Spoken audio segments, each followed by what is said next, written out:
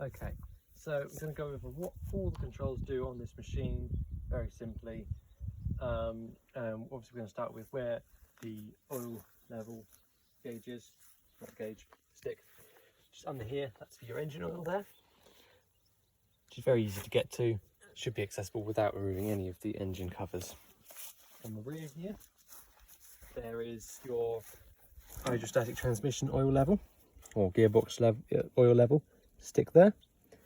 That is the only two oil level sticks on this machine. Very simple, very easy. And then we're going to go for the controls of the vehicle. Okay. So on this side we have your, it's like a gear selector. So that is a low, that's your high gear. So generally most things you want to be in your high gear. I mainly use low for putting on the mower deck and if you're digging into soil or pulling a trailer. To start the machine you always have to be in neutral. It will not start, and if you get off with it in gear it will cut off. Now here is the PTO shaft selector. So right now this selector is on the rear PTO shaft. Now if I push it to there, that's now going to run the mower deck PTO shaft and not the rear one. In the middle, that runs both of them simultaneously. But most of the time, if you're connecting an implement, either on the rear or back, so if you're connecting the mower deck, you want to be in the rear position. That allows the PTO shaft to move and adjust to whatever it's attaching. And same with the rear, if you're connecting something, there's a PTO shaft on the back, make sure the machine is switched off, and the PTO shaft position is on the mower deck.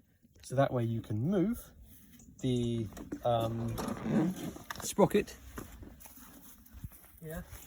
Obviously make sure the machine is off and safe, and you can just twist that, and it allows a lot easier access to attach your implements if you're putting a PTO shaft on.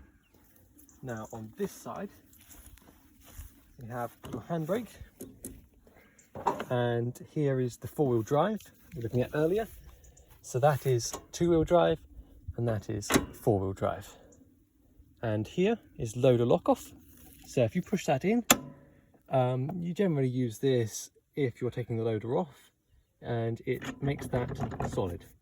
And if you pull it out, you can now wiggle that around. Down here, this dial here, depending on which way you turn it, I'm not sure anymore, allows how fast the lower 3-point linkage on the rear will drop to the ground. So if you are doing something that does quite precise actions, you can tighten that and it will lower it slower or faster depending on what you need.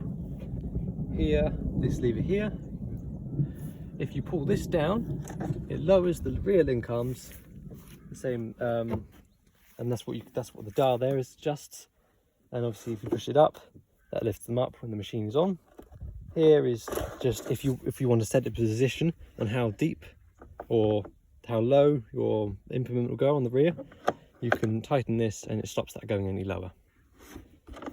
And here is the I think it's first and second hydraulic connecting points on the rear, which are here. And that is just a lever. You just push that forwards and backwards depending on what implement you're using. And here you've got your normal lights. So here you have your headlights, and here you have your two side lights, which are here and over there as well, and indicators. And here is your horn. If you're getting on and off the machine a lot, you might find this more useful. If you pull this lever up, you can pull and select any position you want of where the steering wheel is going to be. And come back round here.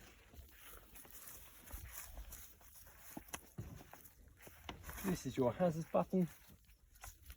There is your hazards, and there is what will turn your PTO shaft on and off.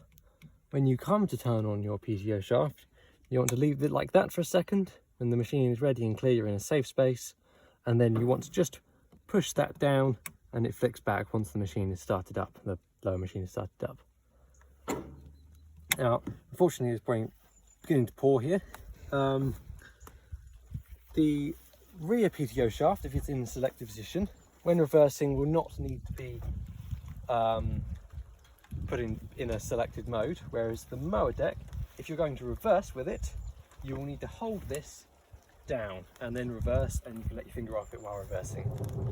For some reason it doesn't work the same on the rear one, you just don't need to do anything, you can just reverse. Now, here we just have a forwards pedal and a backwards pedal. Here you have this dial here, is how like how heavy the spring loaded is, so depending on the weight of the person, it will just allow for more comfort. And then this here is your engine revs. So when using the mower or rear appliances, you generally want it set to here, but there's also your RPM speed dial here, which is times, come in here, what does it say? It says times 100, so it's 2,500 RPMs there, which is generally your most common speed.